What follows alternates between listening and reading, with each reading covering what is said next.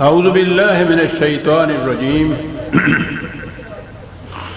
بسم اللہ الرحمن الرحیم. عزیزان من،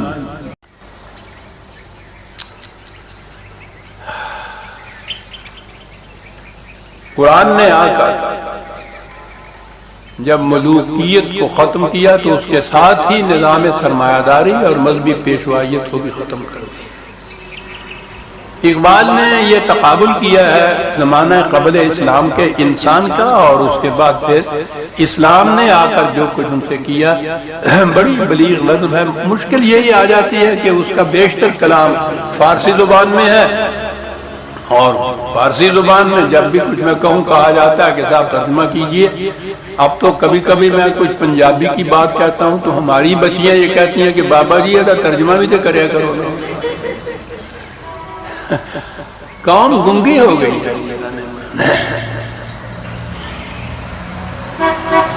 وہ کہتا یہ ہے، لیکن میں نے کہا نا کہ وہ پھول کی خوشبو تو پھول کے اندر رہتے ہوئے آتی ہے. اس کی خوشبو کی تلاش میں پتیوں کو مسل دیا جائے، خوشبو نہیں رہتی. ترجمے میں وہ بات نہیں رہتی. بود انسان در جہاں انسان پرست، ناکسو نابود مندو زیر دست. ایک مصر ساری تاریخ بیان کر دیا.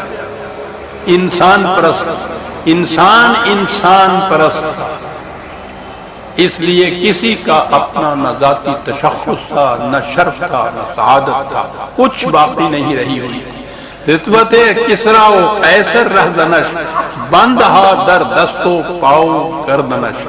ملوکیت کی یہ کیفیت تھی کہ جکڑی ہوئی تھی اس نے اپنی زنجیروں میں ان کے ہاتھ پاؤں گردنے، اور اس کے ساتھ کاہنوں پاپاؤ سلطانوں امیر بہرے یک نخچیر صد نخچیر پیر.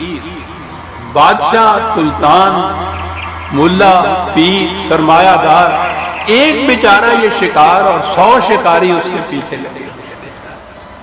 از غلامی فطرت او دوں شدہ، کیا مصرع ہے، نغمہ اندر نئے او خون شدہ.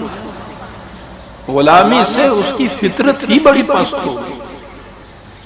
اس کے نئے میں، اس کی بنسری میں نغمے تو تھے، لیکن وہ اس استبداد سے جم کر خون بن گئے ہوئے تھے انسان. یہ انسان کی کیفیت باسط نبی اکرم صلی اللہ علیہ وسلم. اور اس کے بعد اس نے کہا کہ نقش قرآن تا دری عالم نشست، نقش ہائے کاہن و پاپا شکست. قرآن کا نظام آ کر مسلط ہوا تو یہ تمام نقوش باطل جو تھے وہ اس طرح مٹ گئے جیسے سورج کے طلوع ہو جانے سے تاریکیاں مٹ جاتی ہیں. میں اس تاریخ میں نہیں جانا چاہتا کہ اس کے بعد پھر کیا ہوا. اس سے تو خون کے آنسو آنے لگے. پھر یہ خلافت اسی ملوکیت کے اندر بدل گئی. اور وہ اس تعجب سے کہتا ہے اقبال کہ تاریخ کی یہ ستم ظریفی دیکھیے کہ جنہوں نے خود یہ باطل کے تختوں کو توڑا تھا، خود طلسم قیصر و کسریٰ شکست اور خود سر تخت ملوکیت نشست.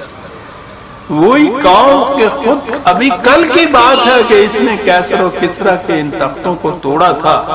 پھر اس کے بعد یہ ان کے ٹوٹے ہوئے ٹکڑوں کو میدان عقیدت سے انہوں نے اٹھایا، جوڑا، اکٹھا کیا اور پھر انہی تختوں کے اوپر خود بیٹھ گئے. جب جیسا کہ میں نے عرض کیا ہے، شخصی حکومت میں یا ایک فرد میں یا کوئی بھی اس کا نام رکھ دیجیے آپ، اس میں اتنی طاقت نہیں ہوتی کہ وہ اتنے انسانوں کو، کروڑوں کے بعد انسانوں کو یوں جکڑے رکھے.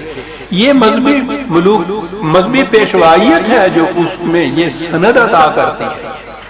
السلطان ذل اللہ علی الارض، آپ کے ہم مسلمان. یہ سارے جتنے بھی سلاطین تھے، یک وقت قرآن کے خلاف تھا یہ نظام حکومت. قرآن کی روح سے کسی انسان کو دوسرے انسان پر حق حکومت ہے ہی نہیں. حق کے حکومت صرف خدا کی کتاب ہے۔ یہ آ کر بیٹھے، انہوں نے ان کے گلے میں سنہری ہار ڈالے، ممبر و محراب سے ان کے حق میں دعائیں کی، ان کو زمین پر آسمان کا سایہ قرار دیا۔ یہی نہیں بہت آگے بڑھے۔ تاریخ یافعی میں ہے کہ سلطان یزید بن عبد المالک کے ہاں ایک 40 شیوخ کا ایک وفد آیا، جس نے آ کر ان سے کہا کہ صاحب اسی دنیا میں نہیں، بادشاہوں سے قیامت میں بھی ان کے جرموں کا مواخذہ نہیں ہوگا۔ اندازہ لگایا یہ پیشوائیت کس طرح استحکام کا سامان فراہم کرتی ہے انسانی حکومتوں کو۔ اس پر تبصرہ کرتے ہوئے مولانا مناظر حسن گیلانی نے اپنی کتاب میں لکھا ہے کہ انہی دنوں محدثین کا ایک بڑا گروہ پیدا ہو گیا تھا جس نے اس عقیدے کو اپنا دین بنا لیا تھا۔ چنانچہ ابو بکر جساس اپنی تفسیر میں لکھتے ہیں کہ ان لوگوں کا اس کے ساتھ یہ بھی خیال تھا کہ ظلم و جور اور بے گناہ لوگوں کے قتل وغیرہ افعال کا صدور بادشاہ وقت سے اگر ہو تو اس کے خلاف آواز بلند کرنا شرعاً صحیح نہیں ہے۔ فتویٰ تھا۔ ہاں بادشاہ کے سوا عوام کو ٹوکنا درست ہے، اور وہ بھی صرف زبان کی حد تک۔ ہتھیار تو بہرحال کسی بادشاہ کے مقابلے میں اٹھانا شرعاً جائز ہی نہیں ہے، یعنی اس سے مواخذہ بھی نہیں کیا جا سکتا۔ یہ تھے فتاویٰ جو ان لوگوں کی طرف سے صادر ہوتے تھے۔ تو اسی بنا پر مذہب پر قوم کو مذہب پرست بنایا جاتا تھا۔ وہ قبر کا عذاب، جہنم کا عذاب، قیامت کا عذاب، یہاں سے وہاں تک، اور ان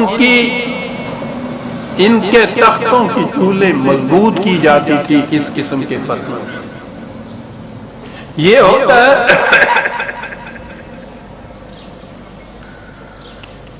ملوکیت کے ساتھ یہ جو لعنتیں آتی ہے،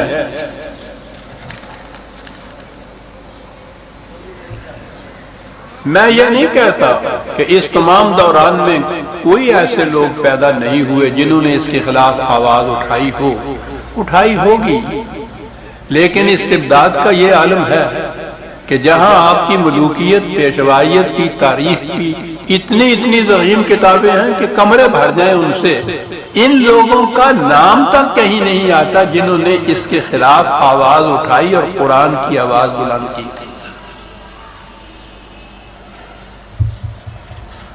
ملوکیت کا استبداد کرتا ہی نہیں ہے، آواز نہیں اٹھانے دیتا۔ ان کی تاریخ میں یہ ملتا ہے کہ انہوں نے کچھ لکھا تھا، ان کی کتابوں کا ایک ورق کہیں آپ کو نہیں ملتا۔ انہی کی کتابوں میں جہاں یہ کچھ گالیاں ان کو دیتے ہیں تو ان کا نام سامنے آتا ہے کہ انہوں نے یہ، وہ کہتے یہ ہے کہ دیکھیے یہ کہتے تھے، یعنی وہ جو قرآن کی بات کہتے تھے، نہایت طنز و تان سے نام لیا۔ ہم نے کہا شکریہ آپ کا، آپ کے اس طنز و تان سے ان کا نام تو کم از کم سامنے آ گیا۔ کچھ